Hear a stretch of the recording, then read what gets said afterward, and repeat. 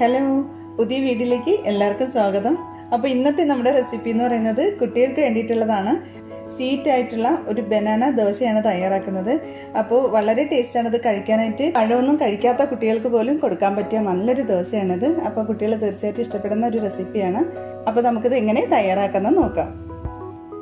അപ്പോൾ നമ്മുടെ ദോശ ഉണ്ടാക്കാൻ വേണ്ടിയിട്ട് ഞാനിവിടെ 2 ഏത്തപ്പഴമാണ് എടുത്തിരിക്കുന്നത്. ഇതുപോലെ ചെറുതായിട്ട് കട്ട് ചെയ്ത് എടുത്തിട്ടുണ്ട്. അപ്പോൾ ഏത് പഴമായാലും കുഴപ്പമില്ല, റോബസ്റ്റ പഴമോ ഞാലിപ്പൂവും പഴമോ ഏതായാലും കുഴപ്പമില്ല. നല്ല പഴുത്ത പഴം നോക്കി എടുക്കാനായിട്ട് ശ്രദ്ധിക്കണം. അപ്പോൾ നല്ല പഴുത്ത പഴമാകുമ്പോൾ നല്ല മധുരമായിരിക്കും, നല്ല ടേസ്റ്റും ആയിരിക്കും. അപ്പോൾ ഇതുപോലെ ചെറുതായിട്ട് കട്ട് ചെയ്ത് എടുത്തിട്ടുണ്ട്. ഇനി നമുക്കിതൊരു മിക്സിയുടെ ജാറിലേക്ക് ഇട്ട് കൊടുക്കാം. ഇനി ഇത് നല്ലതുപോലെ ഒന്ന് അരച്ചെടുക്കാം. നമുക്ക് പഴം നല്ലതുപോലെ അരച്ചെടുത്തിട്ടുണ്ട്.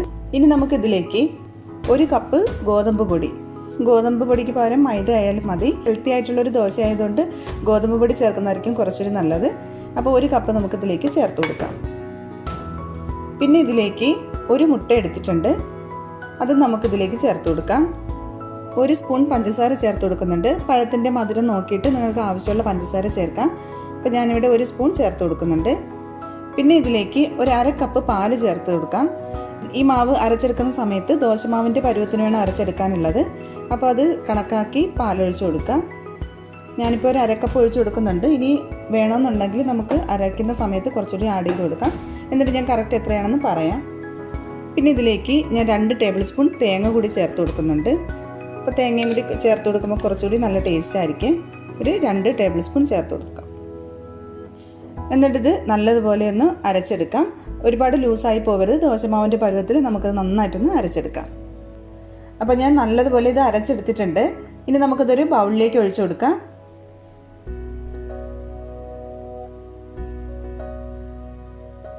അപ്പോൾ ഇതിലേക്ക് ഞാനൊരു 1/2 കപ്പ് പാലും കൂടി ചേർത്ത് കൊടുത്തിട്ടുണ്ട്.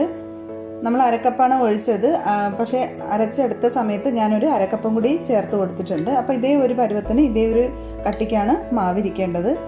ഇനി നമുക്ക് ദോശ തയ്യാറാക്കാം. അപ്പോൾ ദോശ റെഡിയാക്കാൻ വേണ്ടിയിട്ട് ഞാനൊരു പാൻ വെച്ച് കൊടുത്തിട്ടുണ്ട്. തീ ഒരുപാട് കൂട്ടി വെക്കരുത്, ഒരു മീഡിയം ടു ലോ ഫ്ലെയിമിൽ ചെറിയ ചെറിയ ദോശയായിട്ടാണ് ചുട്ടെടുക്കുന്നത്.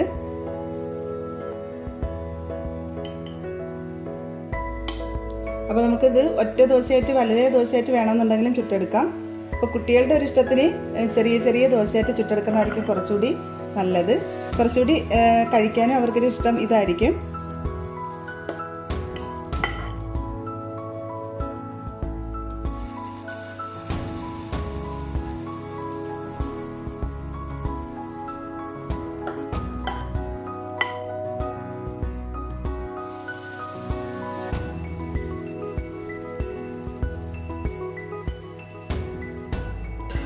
എന്നിട്ട് ഇതിൻ്റെ മുകളിൽ കുറച്ച് ഓയിലോ അല്ലെങ്കിൽ നെയ്യോ എന്തെങ്കിലും ഉണ്ടെങ്കിൽ ഒന്ന് ചെറുതായിട്ടൊന്ന് സ്പ്രെഡ് ചെയ്ത് കൊടുക്കാം.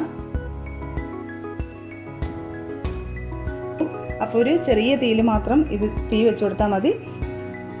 പെട്ടെന്ന് തന്നെ റെഡിയാവും, ഒരുപാട് താമസമല്ല ഇത് കുക്കായി വരാനായിട്ട്. അപ്പോൾ ഒരു വശം ഒന്ന് റെഡിയാകുമ്പോൾ നമുക്ക് മറിച്ചിട്ട് കൊടുക്കാം.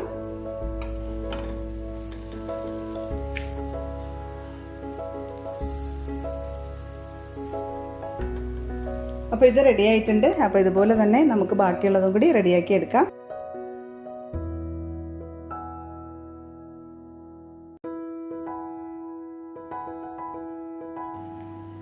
അപ്പോൾ ഇത് നമ്മുടെ ദോശ എല്ലാം ചുട്ടെടുത്തിട്ടുണ്ട്. കുട്ടി ദോശയായിട്ട് എല്ലാം ചുട്ടെടുത്തിട്ടുണ്ട്. അപ്പോൾ കുട്ടികൾക്കായതുകൊണ്ട് കുഞ്ഞു കുഞ്ഞായിട്ടാണ് ഞാൻ ദോശ ചുട്ടിരിക്കുന്നത്. നമുക്ക് വലുതായിട്ട് സാധാരണ നമ്മൾ ദോശ ചുടും പോലെ ഇത് ചുട്ടെടുക്കാം. അപ്പോൾ ഇങ്ങനെ ചെറിയ ദോശയാകുമ്പോൾ കുട്ടികൾക്ക് കുറച്ചുകൂടി ഇഷ്ടപ്പെടും. അപ്പോൾ അതിന് വേണ്ടിയിട്ടാണ് ഞാൻ അങ്ങനെ ചെയ്തത്. അപ്പോൾ നിങ്ങളുടെ ഇഷ്ടത്തിന് ഇത് ചുട്ടെടുക്കാം. നല്ല ടേസ്റ്റാണ്, വളരെ സോഫ്റ്റ് ആയിട്ടുള്ളൊരു ദോശയാണിത്. കുട്ടികൾക്ക് തീർച്ചയായിട്ടും ഇഷ്ടപ്പെടും. അപ്പോൾ എല്ലാവരും ട്രൈ ചെയ്ത് നോക്കുക. അപ്പോൾ എപ്പോഴും പറയും പോലെ തന്നെ വീഡിയോ ഇഷ്ടമായെന്നുണ്ടെങ്കിൽ ലൈക്ക് ചെയ്യാനും ഷെയർ ചെയ്യാനും കമൻറ്റ് ചെയ്യാനൊന്നും മറക്കരുത്. അപ്പോൾ പുതിയ നല്ല റെസിപ്പിയുമായിട്ട് നമുക്ക് വീണ്ടും കാണാം. താങ്ക്